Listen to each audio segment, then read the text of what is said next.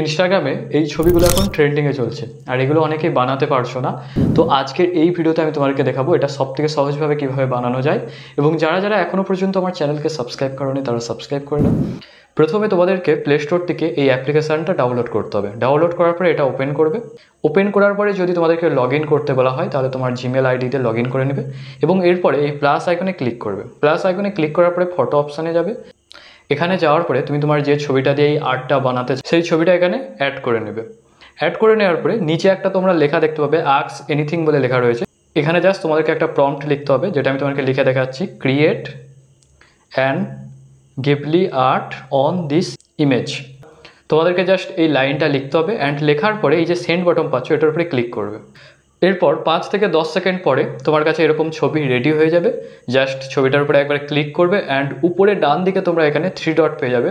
এটার উপরে ক্লিক করে তোমরা এটাকে সেভ করতে পারবে। সো এই ভিডিওটা যদি তোমাদের ভালো লেগে থাকে তাহলে অবশ্যই কমেন্ট করে জানাও অ্যান্ড লাইক করতে পারো এবং এরকম আরও ভিডিওস দেখার জন্য সাবস্ক্রাইব করে নিও। Thank you.